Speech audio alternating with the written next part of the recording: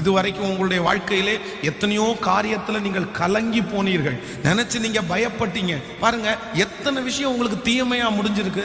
நீங்க கலங்கின காரியம் கலக்கமாகவே எத்தனை முடிஞ்சிருக்கு. இல்லவே இல்லை. ஆண்டவர் அதை சரி பண்ணிட்டார்ல. நீங்க பயப்பட்டதான் வீணா போயிடுச்சு, நீங்க கலங்கினதான் வீணா போயிடுச்சு.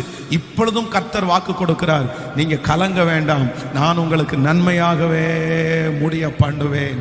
ஆமென் சொல்லுங்கள். இந்த வசனத்தை நான் தியானித்துக் கொண்டிருக்கும் போது ஒரு 3 காரியத்தை வேதத்திலிருந்து கண்டுபிடித்தேன்.